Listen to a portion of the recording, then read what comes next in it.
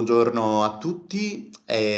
Oggi è un giorno molto importante per noi perché abbiamo un ospite particolare, un ospite che ci parlerà di postura, ci parlerà di ergonomia e lo farà da una terra a noi molto cara, per noi molto cara e a noi molto vicina, che è la Francia. Ci parlerà anche della sua associazione che ha fondato in Francia e che si chiama APSART, che vuol dire Associazione per la prevenzione delle malattie degli artisti, ma sarà direttamente Stéphane Quoniam a parlarci di tutto questo. Noi lo salutiamo e subito vado a tradurre quello che ho detto a tutti noi dell'Italia in lingua francese, ovviamente in una lingua francese non troppo perfetta, e di questo vi chiedo scusa. Bonsoir, Monsieur Stéphane Quoniam, et nous vous remercions beaucoup pour nous donner cette interview. Et pour nous, c'est un honneur et c'est une grande satisfaction de vous avoir avec nous pour cette interview sur la posture des musiciens et aussi sur l'ergonomie de la musique. Et vous êtes un posturologue et un ergonomiste français. Et je vous remercie encore et je vous prie de nous donner quelques infos sur vous-même, s'il vous plaît. Bonsoir à tous, bonsoir. C'est un honneur pour moi, surtout de pouvoir échanger avec vous et de vous présenter le travail que nous faisons ici en France, qui est très important, mais avec un gros travail également que vous faites vous aussi en Italie.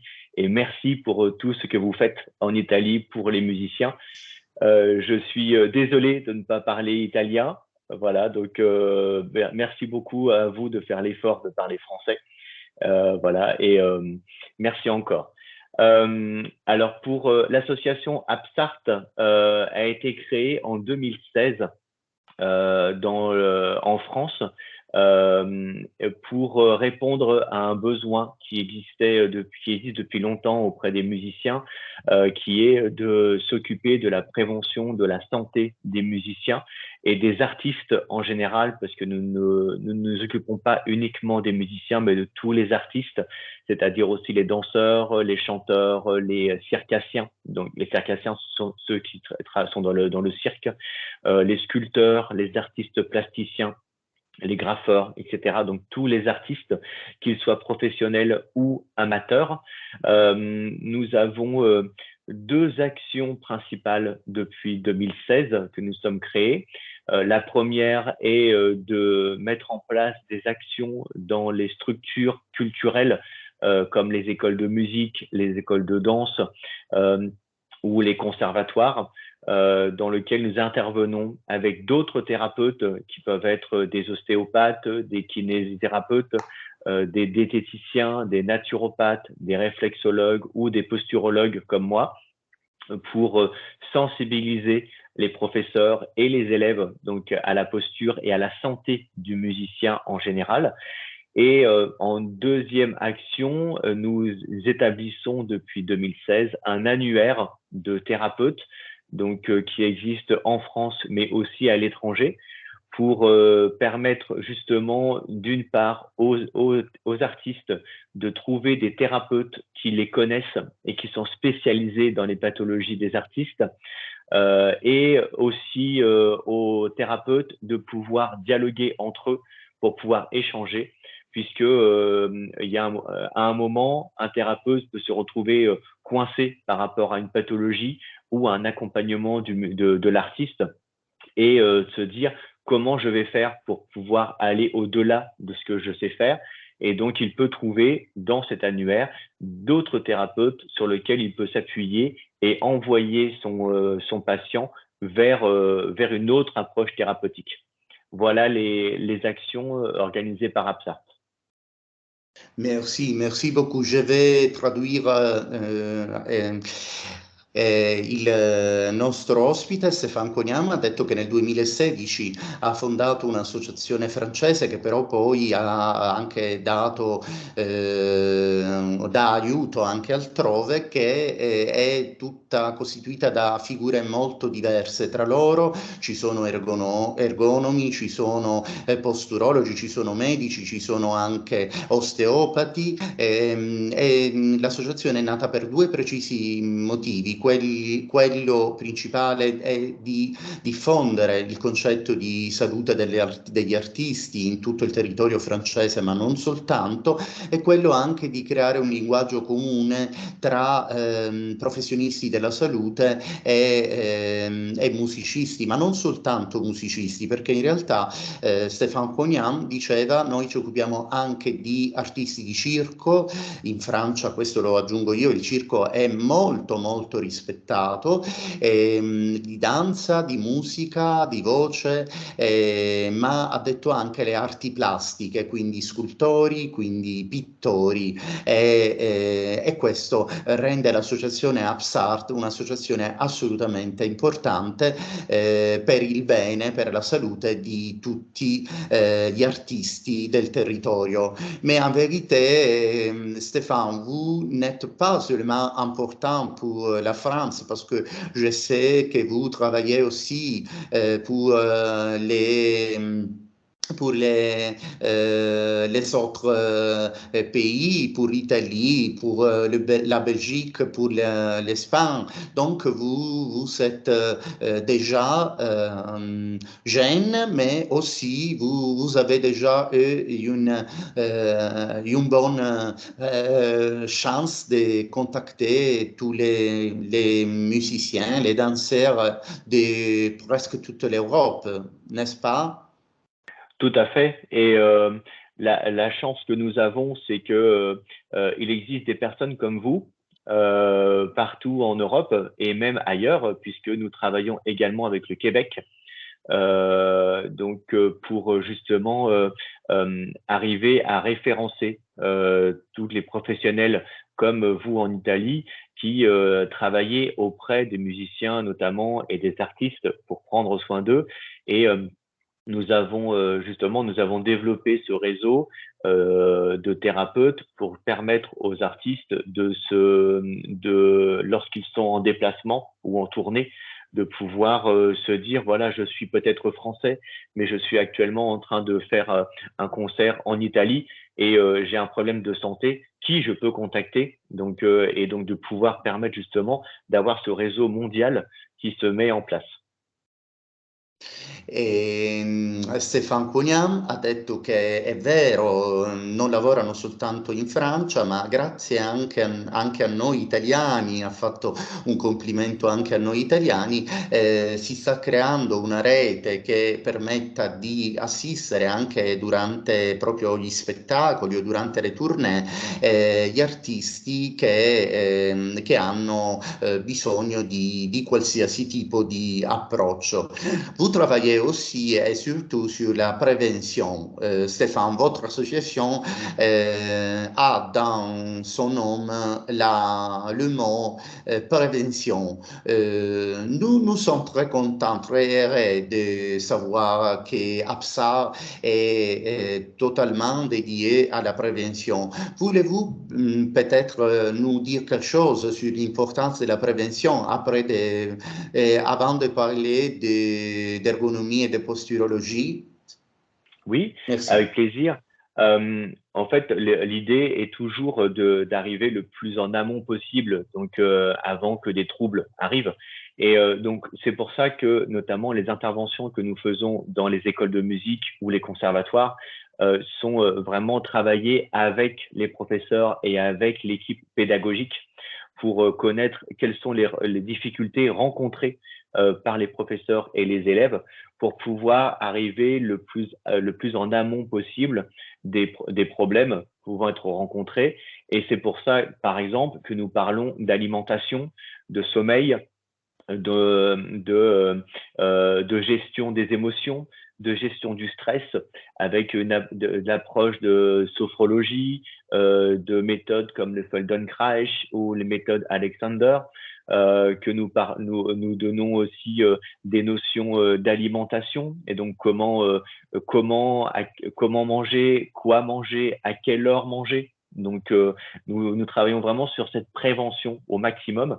Et dans l'autre partie prévention, nous intervenons également dans des écoles de kinésithérapie, des écoles d'ostéopathie, les écoles d'infirmiers, pour justement former les élèves futurs médecins ou futurs thérapeutes à justement comprendre tout de suite, alors qu'ils sont en train de créer leur métier et d'apprendre leur métier, à apprendre à prendre conscience des problèmes des musiciens notamment et des artistes en général, pour que lorsqu'ils seront des professionnels, qu'ils aient déjà dans leur apprentissage déjà l'approche de la thérapie pour les artistes. Merci.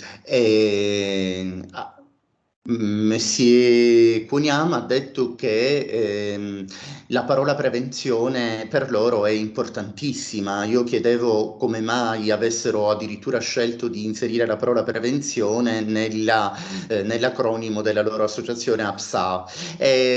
La prevenzione è importantissima, diceva Monsieur Cuniam, perché addirittura loro credono talmente tanto nella prevenzione da dedicare tante energie, tanti sforzi per arrivare nelle scuole, nei conservatori, nelle accademie, dove appunto non solo parlano di prevenzione della malattia specifica, ma parlano di alimentazione, parlano di sonno, parlano di quando mangiare, come mangiare, quindi lo fanno per un preciso fine, che è quello di far sì che l'artista non incorra poi in problemi, e per far questo si servono di figure professionali molto variegate, per esempio quella dei medici, ma anche quella degli ergonomi, ma anche quella per esempio del kinesiologo, attraverso anche l'uso della sofrologia.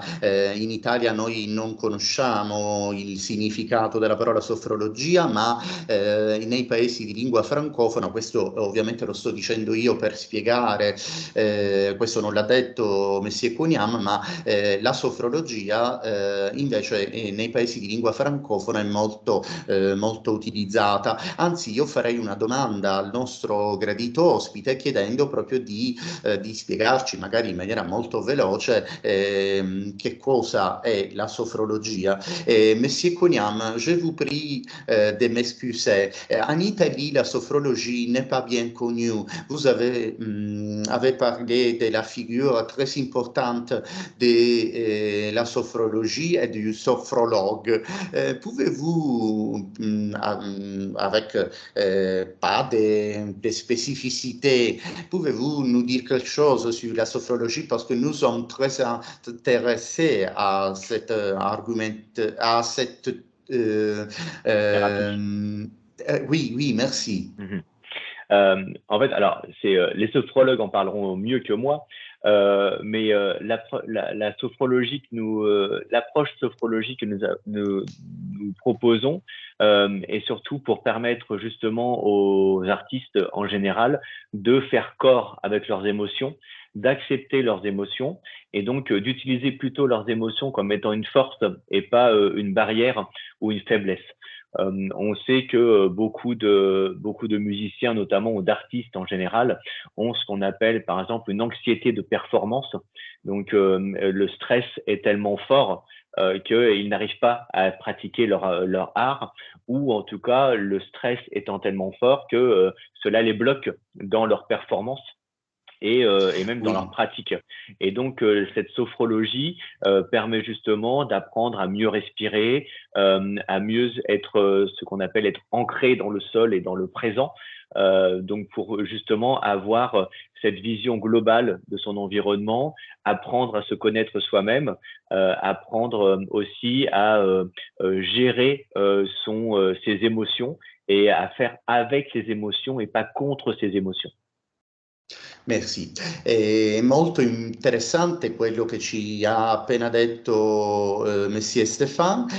Ci ha detto che ovviamente lui questa domanda andrebbe fatta ad uno specialista in sofrologia, però aveva ovviamente il piacere di rispondere alla mia domanda e ha detto il sofrologo è colui il quale aiuta l'artista, la persona a gestire le emozioni, a gestire soprattutto il rischio che le emozioni possano dare anche un crack, dare un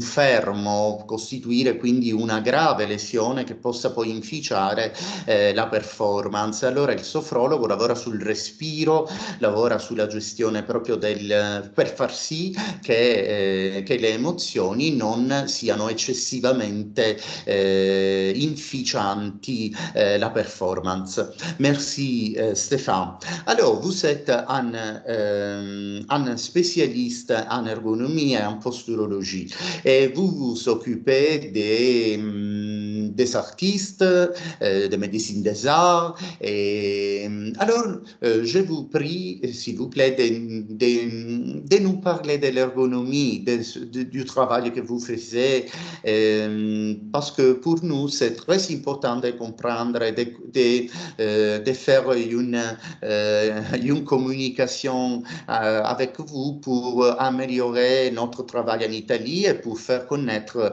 la spécificité de votre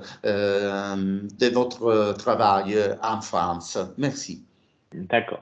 Alors en fait, en tant que posturologue, donc moi j'interviens surtout pour en prévention. Et donc souvent l'approche que moi j'ai donc ici en France, c'est de consulter, d'être contacté par les musiciens qui ont déjà des douleurs.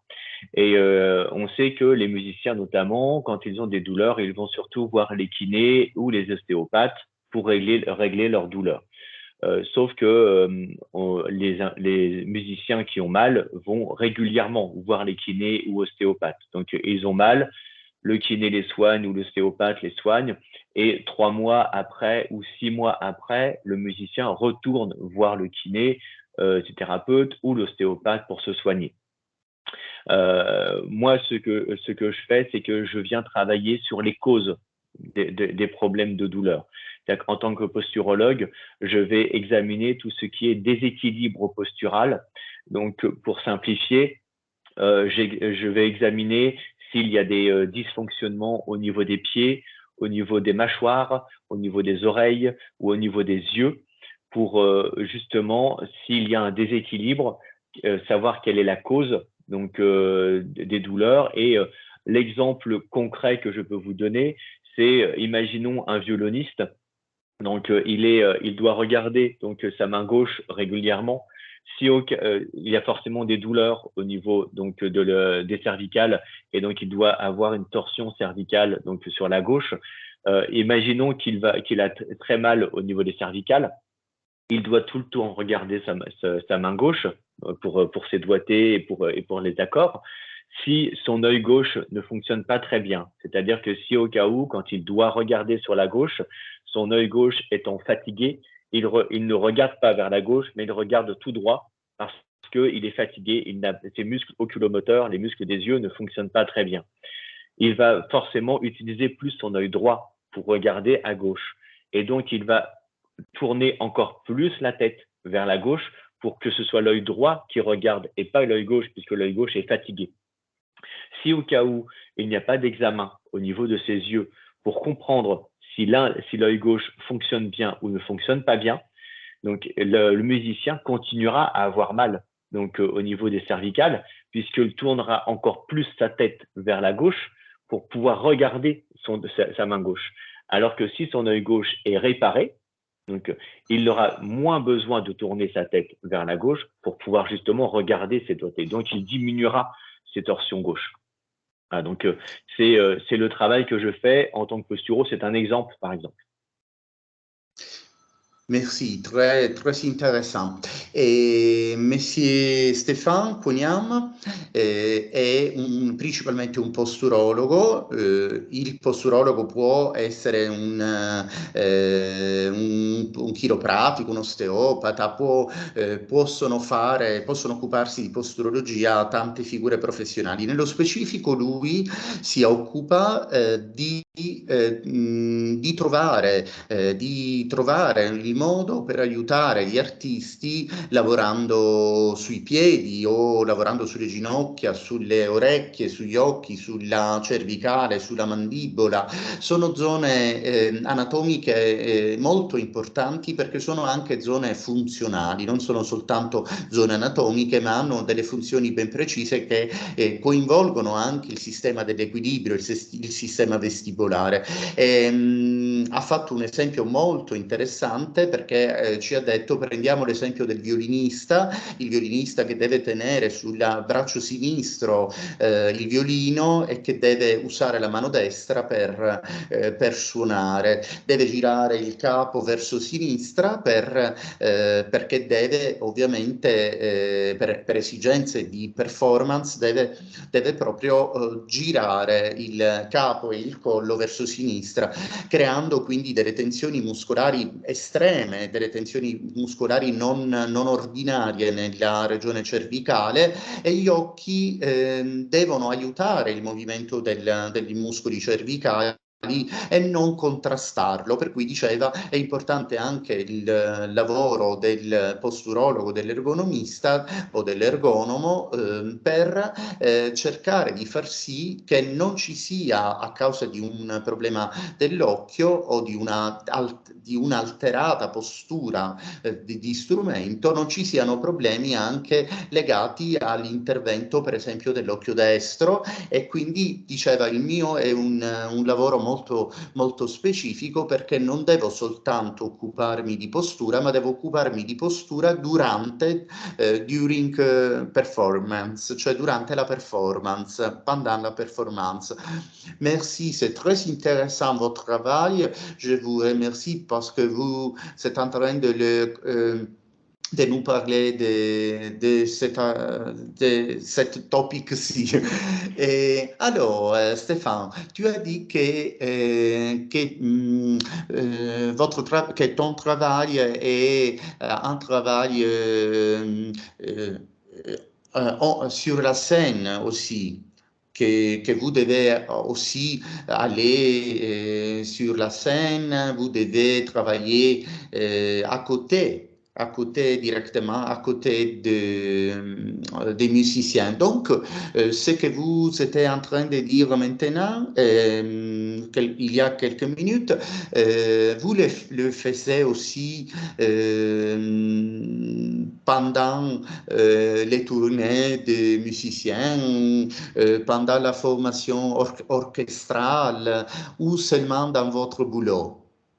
Alors, je le fais sur les deux. En fait, il y a en même temps la partie prévention que je fais dans les écoles de musique, les conservatoires, écoles de danse, etc. Dans les écoles de kiné, ostéopathie, infirmier, opticien, etc. Je le fais aussi à domicile chez les musiciens et les danseurs, puisque justement, ça permet de voir le musicien dans son environnement de travail habituel.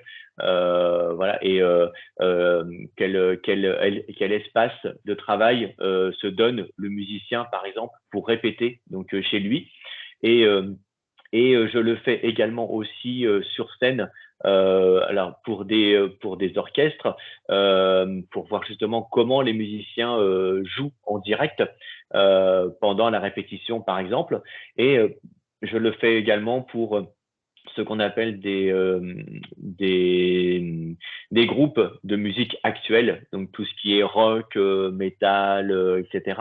Donc plutôt, donc pas musique classique, mais autre type de musique, pour justement voir également comment les musiciens jouent sur scène, mais également le placement des musiciens un guitariste, voilà, par rapport au batteur, par rapport au chanteur, voilà, puisque par exemple, on sait que justement un bassiste, par exemple, donc il va devoir travailler comme ça, il va forcément beaucoup également regarder donc sa main gauche, et donc on sait qu'un bassiste, c'est mieux de le placer également à droite du chanteur sur scène, puisque s'il est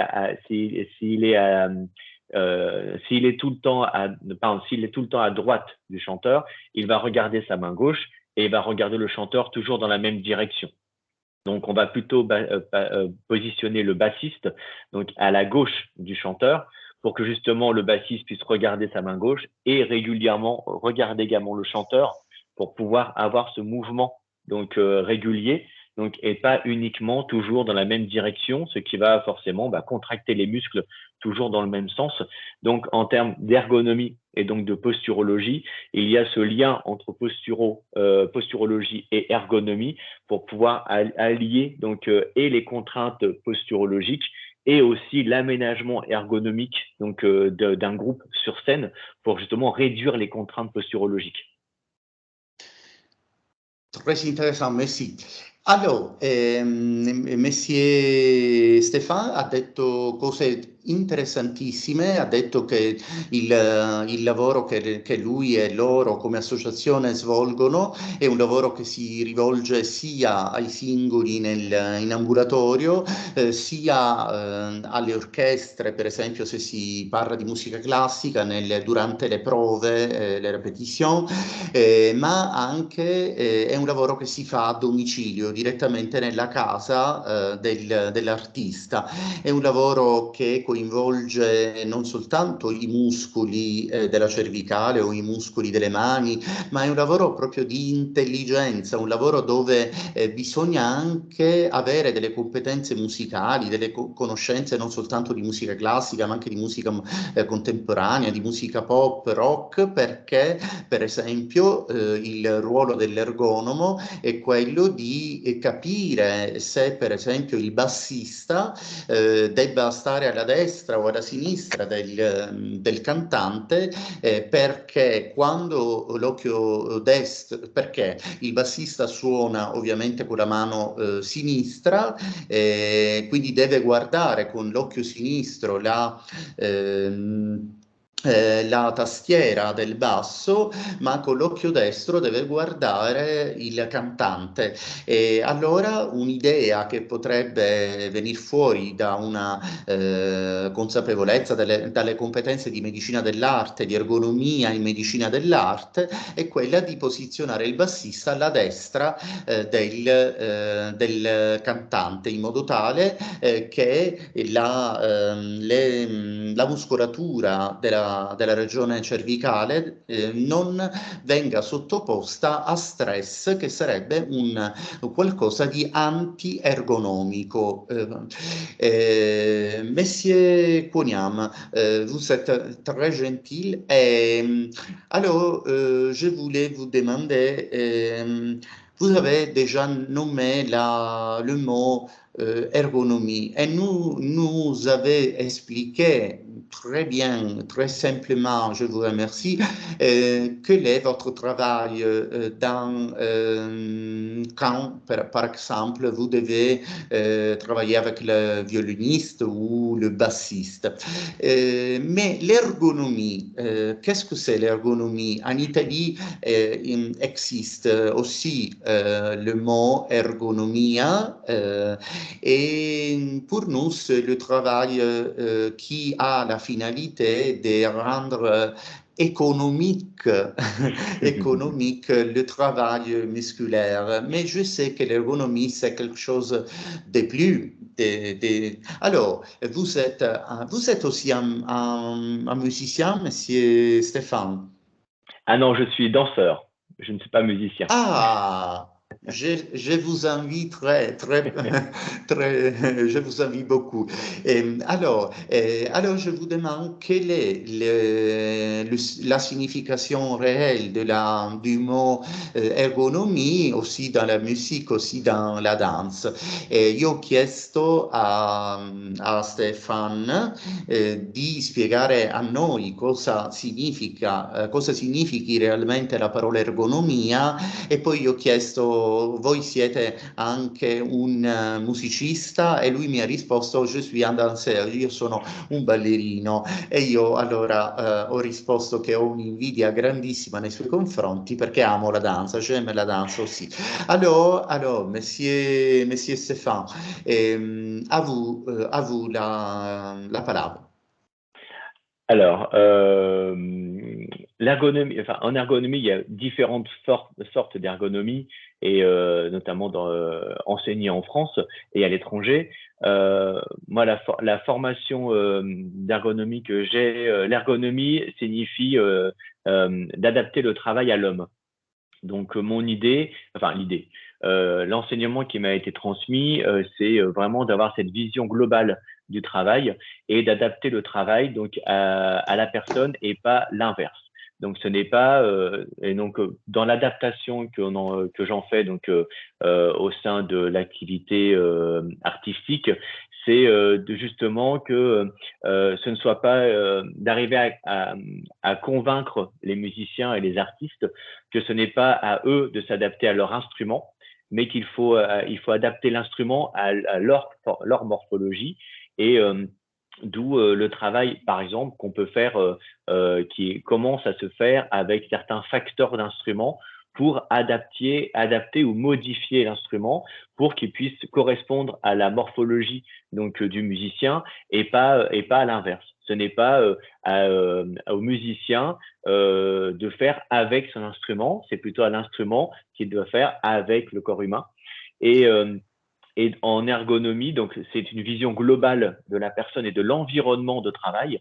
C'est pour ça que notamment j'aime bien travailler à domicile avec les musiciens pour regarder où ils travaillent, comment ils travaillent, quel est leur environnement de travail, et d'aller jusqu'à aussi quelle est la place, quelle est la lumière de sur le lieu des répétitions chez eux, comment ils s'assoient, sur quel type de siège, comment ils travaillent aussi, quels sont les temps de pause, les temps de travail, les temps d'alimentation. Donc tout cela fait partie de la santé du musicien. Il n'y a pas juste sa morphologie et sa posture, il y a aussi tout ce qui va autour de la posture, et notamment l'alimentation, le temps de sommeil, le temps de repos, l'organisation administrative, tout ce qui va avec le travail du musicien. Merci.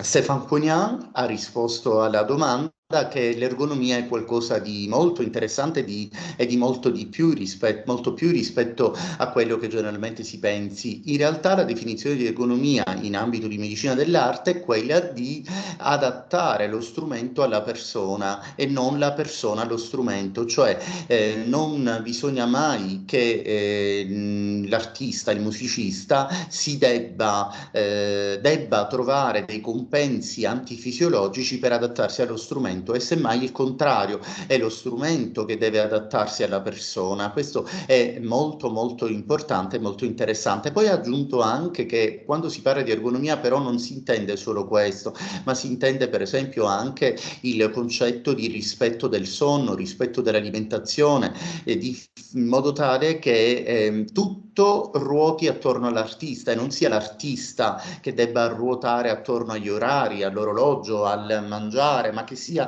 il tempo, lo spazio, gli strumenti, gli utensili che si devono adattare invece alla persona. Questo mi sembra che sia un concetto importantissimo, non solo valido in medicina dell'arte, ma in tutti gli ambiti della vita umana. Merci. Merci beaucoup. Monsieur Stéphane, nous sommes en train d'aller terminer notre interview, mais je voulais aussi vous faire une question, à mon avis, très intéressante aussi pour nous en Italie. quelle est la réelle demande des traitements de médecine des arts, de prévention en France? En Italie, nous sommes très en difficulté parce que la médecine des arts, ce n'est pas reconnu parce que nous avons des médecins, des docteurs qui travaillent sans une reconnaissance et une autorisation officielle du ministère. Donc, nous avons travaillé beaucoup depuis 2005, mais nous ne sommes pas réussis à faire tout ce que nous désirons faire parce que nous n'avons pas une interplay avec les ministères et notre gouvernement. Alors la question est, quelle est la situation réelle en France? Quelle est la demande? Quelle est le respect que le gouvernement français a vers les artistes et vers votre association APSA, que je vous prie vous avez un logo et si vous voulez, serait très... oui, pouvez-vous, petit peu... Ecco, voilà, APSA, c'est l'icône de APSA, merci. Alors, quelle est votre situation réelle, Stéphane? Alors, chez nous en France, la médecine des arts n'est pas non plus reconnue. Il y a une association, donc Médecine des Arts, qui enseigne la médecine des arts donc à des praticiens comme des kinés, des ostéos, des chirurgiens, etc. Mais qui est également ouverte à des musiciens qui ont simplement envie de comprendre un peu mieux le fonctionnement de leur corps et les difficultés. Donc la médecine des arts n'est pas enseignée en école de médecine, malheureusement. Voilà, c'est la raison pour laquelle beaucoup d'artistes vont plutôt voir des médecins du sport plutôt que des médecins des arts. Mais c'est pourquoi aussi en 2016 nous avons créé l'association APSART, puisque il n'y a pas cette reconnaissance. Il existe depuis bientôt plus de 25 ans des thérapeutes qui, comme moi, sont passés par la formation médecine des arts et qui sont européens, voire aussi totalement internationaux, et qui sont répartis à travers la planète.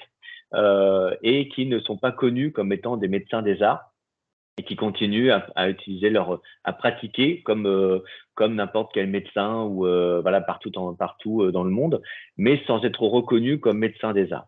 Et la difficulté, je ne sais pas si l'association Médecine des Arts donc travaille auprès des ministères pour faire reconnaître cette médecine des arts. On a cette même difficulté, je pense, que chez vous en Italie, mais je pense dans d'autres pays aussi, pour faire reconnaître que les artistes ont des difficultés, ont des pathologies qui sont spécifiques à leur pratique artistique. Il y a beaucoup d'articles de presse et d'études qui montrent que les artistes ont des pathologies. Souvent, on les compare à des sportifs. Donc, on reste un peu dans cette psychologie que les musiciens sont des sportifs, voilà, ou les danseurs sont des sportifs. Donc, du coup, on reste encore sur la médecine du sport pour les artistes. Mais honnêtement, je pense que à force de travailler, de faire des actions de prévention, de faire ce que vous faites là aujourd'hui en interview, de créer des associations comme la nôtre en France et de travailler au niveau international, ça va finir par arriver au sein des ministères, qu'il va y avoir à un moment ou un autre cette réflexion au sein des ministères et peut-être le ministère français, voilà, donc pour développer cet enseignement, pourquoi pas, de la médecine des arts en école de médecine. Là, ça commence à progresser puisque, par exemple, cette année, dans la région dans laquelle je suis, dans les Hauts-de-France, donc en France, dans le nord de la France, l'école d'infirmiers a intégré un module d'enseignement qui est la posturologie, donc au sein de l'école d'infirmiers. Et donc, ce qui veut dire que voilà, on commence à avancer, voilà, petit à petit. Mais voilà, c'est un travail qui va être, je pense, très long et très difficile. Mais nous allons y arriver, Alfonso. Merci, merci beaucoup. E Monsieur Stéphane Cuniam ha risposto alla domanda che avevo posto io. La domanda era qual è la situazione reale della medicina dell'arte in Francia? In Italia non è riconosciuta dai ministeri, quindi noi anche se abbiamo fondato nel 2005 il CEIMARS, però di fatto i ministeri non riconoscono la figura del medico dell'arte. Stéphane Cognat ha risposto nemmeno in Francia.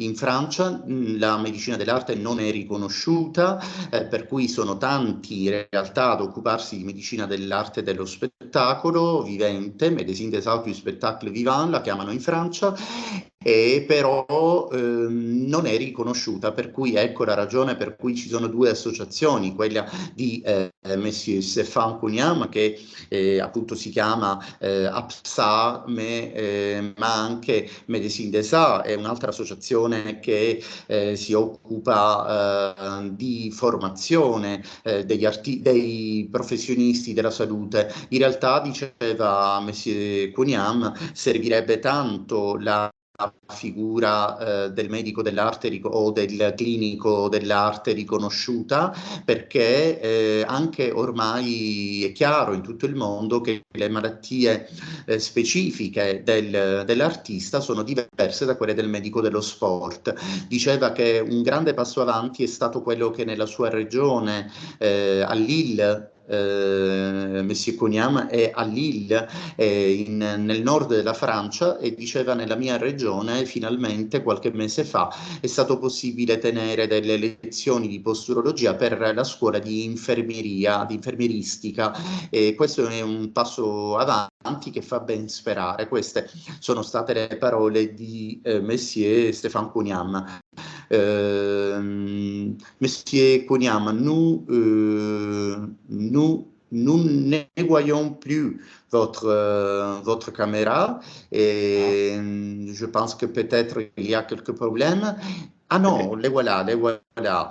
Et je vous remercie beaucoup pour avoir partagé avec nous votre connaissance, votre amitié aussi, mais en particulier de nous avoir parlé d'ergonomie et de posturologie des artistes. Avant de vous saluer, je voulais vous demander si vous avez quelque chose en particulier que vous voulez nous dire avant de terminer, de fermer cette interview, et j'espère que ce soit la première de plusieurs contacts entre nous, entre les associations APSA, CIMAR et aussi l'Université de Montpellier dans laquelle moi je travaille. Donc, il y a à Montpellier un département de médecine des cirques. Et donc, quand vous parlez des cirques, je pensais à Montpellier, à l'université.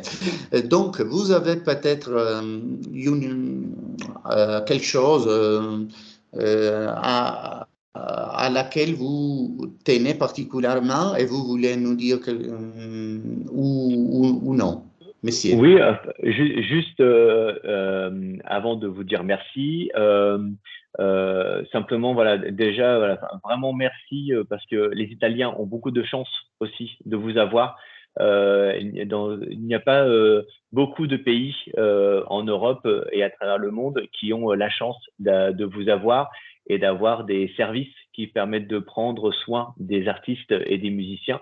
Donc, nous aussi, voilà, on s'inspire beaucoup de ce que vous faites en Italie. Et donc, je tenais aussi à vous remercier voilà, donc, du travail que vous faites, de l'amitié, du partenariat que nous avons aussi depuis de longues années, même si nous n'avons pas encore pu concrétiser un travail en partenariat à Montpellier ou en Italie ou ailleurs. Mais on va le faire puisque voilà, ce travail de partenariat doit s'intensifier, voilà, avec le Québec, avec l'Allemagne, avec l'Espagne, avec l'Italie, avec l'Angleterre aussi, avec qui nous travaillons. Et donc, il faut continuer à tous ensemble travailler pour prendre soin des artistes. Et je tenais moi aussi à vous remercier pour tout ce que vous faites. Grazie, merci. Stefan Cunham, ergonomo e posturologo dell'associazione, fondatore e direttore dell'associazione APSA, ha detto che mi ringrazia per averlo ringraziato, ma in realtà è lui che ringrazia l'Italia per essere presente in questo ambito della medicina dell'arte, e spera che questo rapporto di collaborazione che è già cominciato da qualche anno tra APSA e CEIMARS possa aumentare, intensificarsi e consolidarsi, e così anche i rapporti con il Quebec, con la Francia, con l'Inghilterra, con la Spagna, questo sarebbe veramente un grande privilegio, quello di poter creare un unico modo di pensare, un partenariato, un partage che sia fruttuoso. Ecco, queste sono state le parole di Monsieur Cunham. Et alors, monsieur, vous êtes très gentil, je vous remercie pour tout ce que vous avez fait pour nous aujourd'hui. Et j'espère qu'il y aura sûrement une autre occasion pour parler avec vous ou avec quelqu'un de votre associé qui vous voulez nous mettre à disposition pour une petite interview. Et je vous salue, je vous prie de me saluer l'entière France. Et nous, depuis l'Italie, nous vous regardons avec satisfaction et estime. Et merci beaucoup et au revoir bientôt, Monsieur Stéphane. Merci beaucoup et merci à tous. Voilà, merci beaucoup, Alfonso. Au revoir. Merci, au revoir.